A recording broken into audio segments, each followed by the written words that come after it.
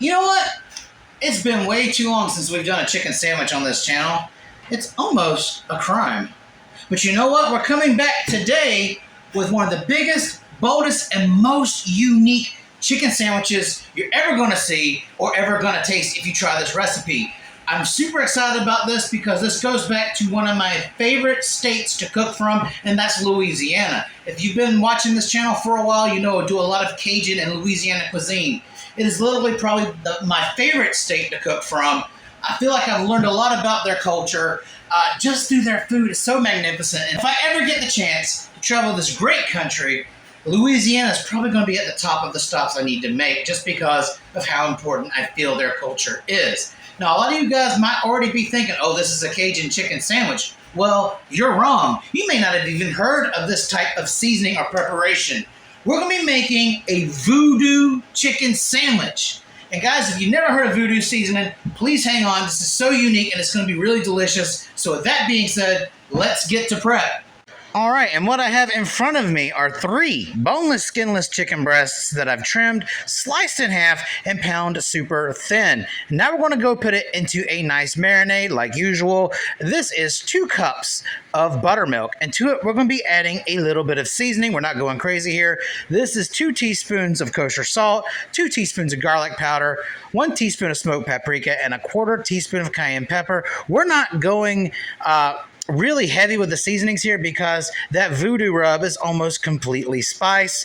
And once we get this all nice and combined, we're going to go ahead and submerge all of our chicken pieces. And since it's a time crunched weeknight for me, I'm going to let this marinate, for about 30 minutes. You can do it for up to an hour, or if you have time the night before, this is actually ideal for maximum tenderness and juiciness. You can marinate this overnight in the fridge. All right, now that that's all said and done and cleaned up, let's move on to the breading. All right, guys, this is where you really need to pay attention because things are about to change. In this container is 2 cups of all-purpose flour and 1 cup of cornstarch. You know why we do cornstarch in these breading mixes. You're not going to have that crispy crunch and juicy bite without having that cornstarch. You just can't make proper fried chicken without a good dose of it. All right, and the next thing we're going to do is introduce it to our homemade voodoo seasoning. Now, guys, I've seen a couple different variations of this. A lot of it's kind of like a Cajun seasoning mixed with a barbecue sort of flavor. If my research is right, now guys, if you're watching from Louisiana, please correct me if I'm wrong. This is sort of a variation from a Creole type of seasoning, and I think that's where it originated from, was the Louisiana subculture of Creole people.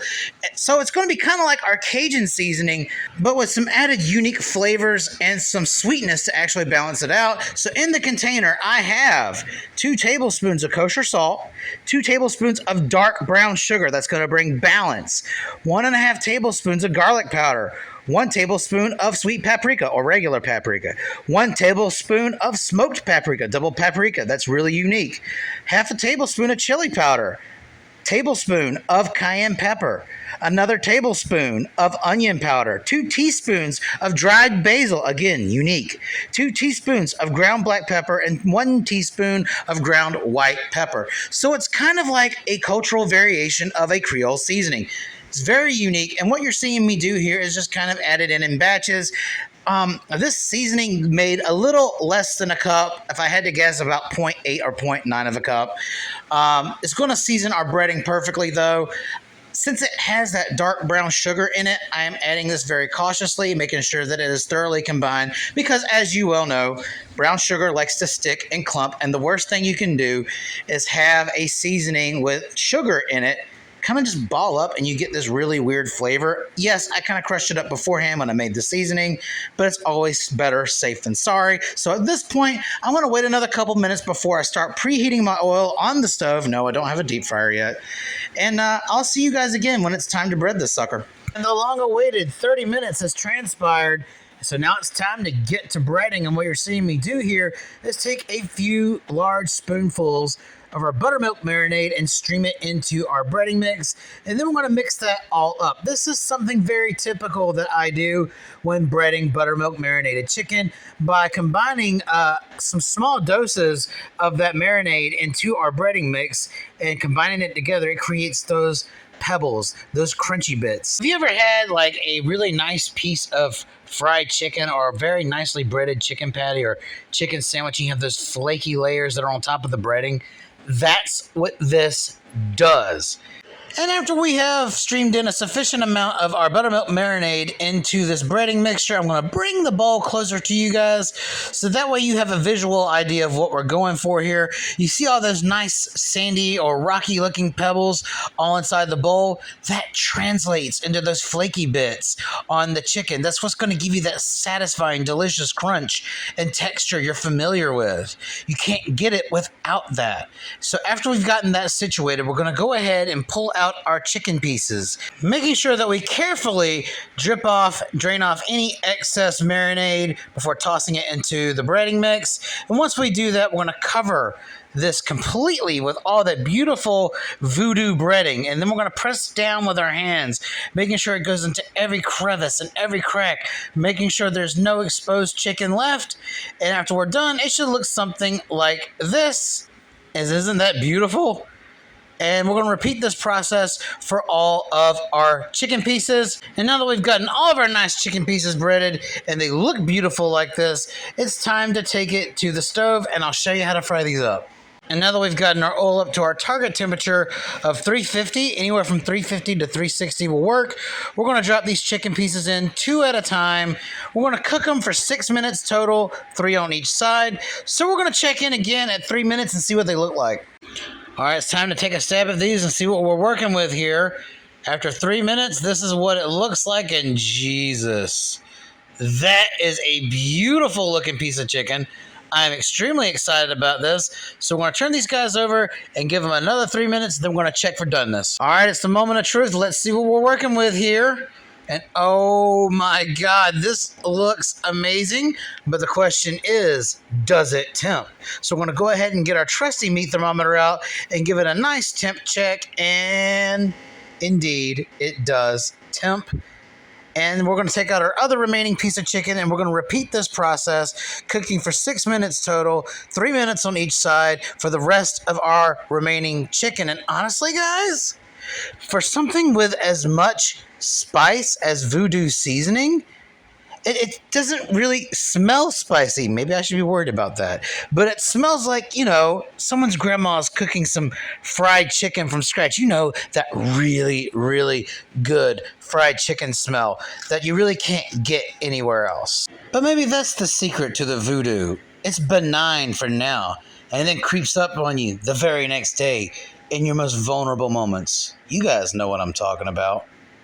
So if I call out of work tomorrow for an erupting anus, I did it all for you, just so you know. And here we are at an assembly that I have been dying to put together on top of our beautifully toasted brioche bun.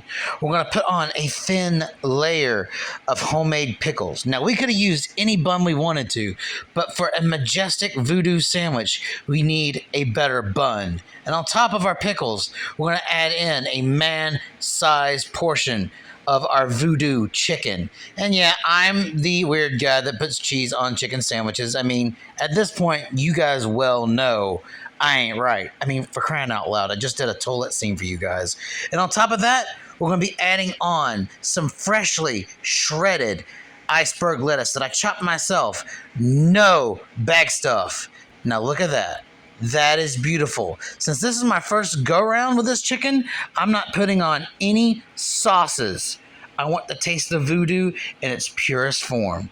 So let's get to tasting. All right, guys.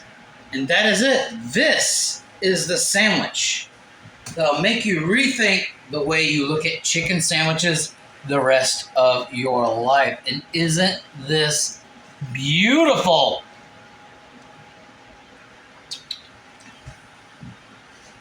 All right. There's only one thing left to do, and that's to try it. Oh, man.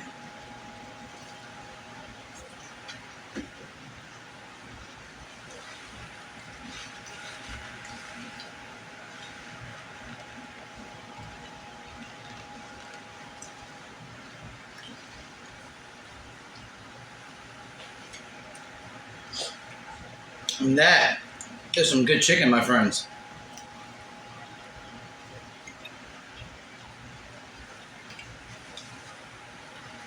You hear that insane crunch? One more time, because we haven't done it in a while. Crunch cam.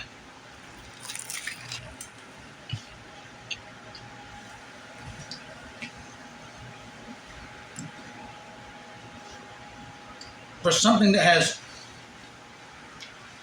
all these different unique flavors and spices, this is not like insanely hot or even really hot at all. This is just, I don't know how to explain it. It doesn't really even taste Cajun.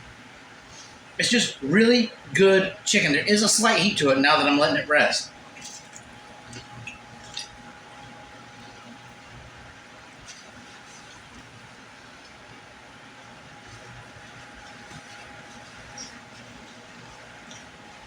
But that's insane. All right, guys. If you're watching from Louisiana, let me know how I did. Until next time, don't forget to like, share, and subscribe for more videos. Hey, guys, you want to know something else? Do you like the shirt that I'm wearing? It's one of a kind. You know why? Because Miss Mad Chef made it herself. She does a lot of cool things. Want to find out how to get one? Send me a comment in the description, and I'll hit you up. Until next time, this is your boy, the Mad Chef, and I'm out of here.